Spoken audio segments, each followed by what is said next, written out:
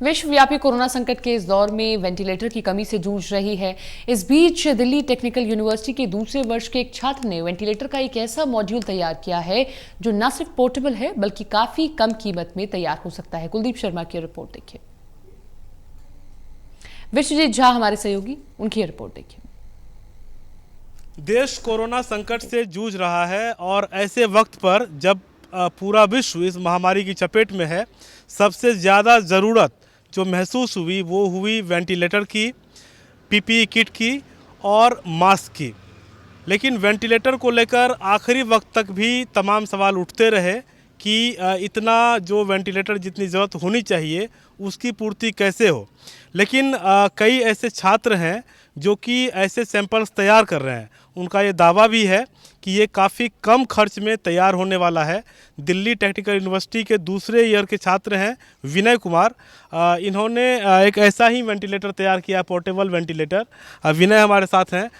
विनय, मैं जानना चाहूँगा कि ये क्यों मन में आया? सबसे पहले यही सवाल है मेरा कि वेंटिलेटर तैयार करना। बताऊंगा सर, अभी जो सिचुएशन करंट सिनेरियो चल रहा है कोविड-19 का, चाहे इंडिया हो चाहे कोई भी कंट्री हो, अभी वेंटिलेटर का एक ह्यूज अमाउंट ऑफ शॉर्टेज आ रहा है और प्रोडक्शन एक लिमिटेड क्वांटिटी तक है। अब 2 से 3 शिफ्ट भी अगर लग रही है कंटिन्यूसली फैक्ट्रीज़ की, इंडस्ट्रीज़ की, तो भी वो उस क्वांटिटी को फुलफिल नहीं कर पा रहे हैं, डिमांड को फुलफिल नहीं कर पा रहे हैं। अब इन चीज़ों के लिए यूएसए कंटिन्यूसली कॉम्पिटिशन्स निकाल रही थी एंड इंडिया ने भी कुछ कॉम्पिटिशन्स निकाला था, तो मैंने यूएसए के लिए डिज़ाइन किया था।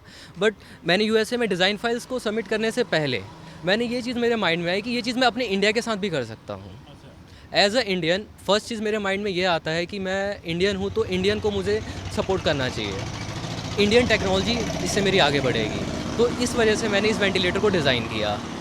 एंड अब वेंटिलेटर का मैं कॉस्ट की बात करता हूँ और उसकी प्रोडक्शन टेक्नोलॉजी की बात करता हूँ। ये पूछ रहा हूँ कि आपने डिज़ाइन तो किया, लेकिन आपने कहा कि आप कहीं और उसको देने वाले थे, लेकिन आप यहीं पर सोचे कि इस वक्त में इसको एक सोशल एथिक्स होता है एक ह्यूमन के अंदर और एक कंट्री के प्रति होता है एक इंसान का, तो उस कारण मैंने इस चीज़ को इंडिया को देना ज़्यादा ज़रूरी समझा as compare to giving this to another country. अच्छा, मैं पूछना चाहूँगा कि क्या है आखिर ये वेंटिलेटर? मैं जो देख रहा था कि एक सिलेंडर जैसा है, उसमें 1-2 सेंसर लगे हुए हैं, क्या है ये वेंटिलेटर एक बेसिकली लो कॉस्ट वेंटिलेटर है जो अभी मार्केट में वेंटिलेटर्स DIY BVM के इंटरनेट पे काफ़ी ज़्यादा पॉपुलर चल रहे हैं। लोग एक BVM बैग को ले रहे हैं, उसको प्रेस कर रहे हैं, देन वेंटिलेटर्स बना रहे हैं। उनका सबसे मेन इशू आता है उसका बैरोट्रॉमा का। बैरोट्रॉमा एक इफ़ेक्ट जनरेट करता है, एक लंग्स के पाइप के अंदर वहाँ ब्रस्ट कर जाता है एल्वोलाई, तो ये इशू आता है बैरोट्रॉमा की वजह से। अब हमारा जो वेंटिलेटर है वो इन चीज़ों को काफ़ी हद तक इस रिस्क को कम कर रहा है। And second thing is that कि जो वेंटिलेटर्स अभी BVM बेस्ड चल रहे हैं उनके अंदर सबसे मेन इशू आता है, एक वेंटिलेटर को क्या चाहिए होता है, 3 चीज़ें मेन होती है एक वेंटिलेटर को: कांस्टेंट प्रेशर, कांस्टेंट वॉल्यूम और कांस्टेंट फ्लो। इन 3 चीज़ों पर कंट्रोल रखना पड़ता है क्योंकि ये ह्यूमन टू ह्यूमन वेरी करता है। अब इंसान अगर एक छोटा बच्चा को मैं वेंटिलेशन अगर करता हूँ, अगर मैं उसको वेंटिलेटर अप्लाई करता हूँ तो उसके लिए फ्लो की वैल्यू कुछ और होगी, वॉल्यूम की वैल्यू कुछ और होगी, प्रेशर की वैल्यू कुछ और होगी। तीनों केस में अगर एक अडल्ट के लिए करता हूँ, एक मेल के लिए करता हूँ, फीमेल के लिए करता हूँ, एज फैक्टर, काफ़ी सारे पैरामीटर्स अप्लाई होते हैं। उन चीज़ों के अकॉर्डिंग हम डिस्ट्रीब्यूट करते हैं, काफ़ी सारी कन्फिग्रेशंस होती हैं। ये पॉसिबिलिटीज़ एक नॉर्मल वेंटिलेटर्स के अंदर नहीं हो पाती। नॉर्मल वेंटिलेटर्स मैं यहाँ पर रेफ़र कर रहा हूँ, जो BVM वेंटिलेटर्स बन रहे हैं, एम्बू बैग के वेंटिलेटर्स बन रहे हैं, मैं उनको रेफ़र कर रहा हूँ, ना कि इंडस्ट्रियल वेंटिलेटर्स को। हमारा जो वेंटिलेटर है उसके अंदर 2 टाइप के आपके सेंसर्स लग रहे हैं। एक तो ECG सेंसर जो आपके चेस्ट से आपका BPM मेज़र करेगा, हार्ट रेट मॉनिटर करेगा, एंड देन सेकंड सेंसर आपका ब्लड का ऑक्सीजन लेवल मेज़र करेगा एंड वो ऑक्सीजन लेवल के साथ साथ आपका BPM भी मेज़र करेगा।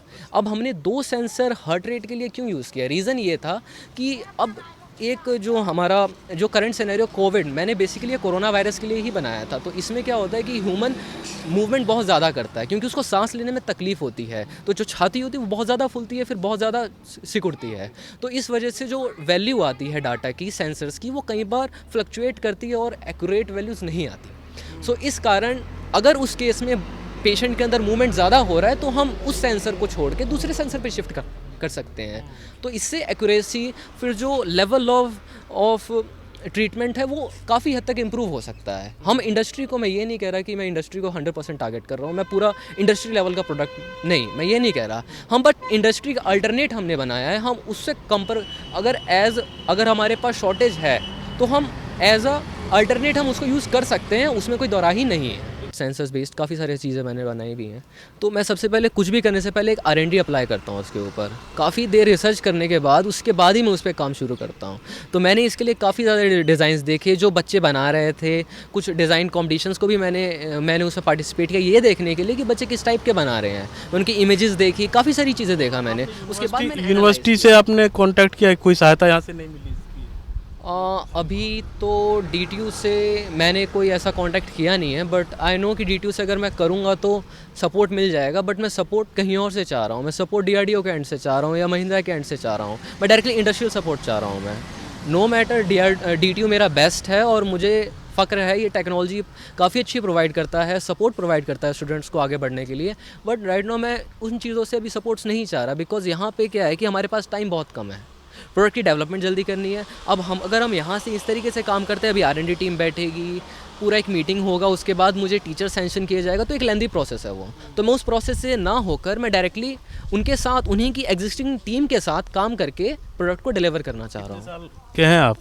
सर नील अबाउट अभी मैं 20 का हो जाऊँगा जुलाई तक में। शुक्रिया, थैंक्स। 20 साल के हैं विनय कुमार और इन्होंने एक ventilator, portable ventilator, economy ventilator तैयार किया है, मॉड्यूल तैयार किया है। इनकी उम्मीद है कि ये चाहते हैं कि इनको सपोर्ट मिले, कंपनियों का सपोर्ट मिले, DRDO का सपोर्ट मिले, ताकि ऐसे वक्त में जबकि वेंटिलेटर की काफ़ी कमी महसूस की जा रही है, इसका तेज़ी से प्रोडक्शन की तरफ इसको वो बढ़ा सकें और वो भी कम खर्चे में। निश्चित रूप से अब इनकी भी उम्मीद जुड़ी हुई है और इंतज़ार इस बात का है कि क्या सरकार वाकई इस मॉड्यूल पर विचार करेगी, क्योंकि खर्च से लेकर और बनाने तक में इसमें समय की भी बचत होने की बात ये कह रहे हैं कि समय भी कम लगेगा, खर्च भी कम लगेगा और ये आसानी से तैयार भी होगा। तो सवाल ये है कि क्या सरकार इनके मॉड्यूल पर विचार करेगी। लेकिन फ़िलहाल विनय उम्मीद लगाए बैठे हैं, एक युवा वैज्ञानिक जो है वो उम्मीद लगाए बैठा है कि सरकार शायद इनकी ओर नज़रें इनायत करे और इन्हें आगे बढ़ने का मौका मिले। दिल्ली टेक्निकल यूनिवर्सिटी से कैमरा पर्सन मुकेश चंद्रा के साथ मैं विश्वजीत झा, टोटल न्यूज़ के लिए।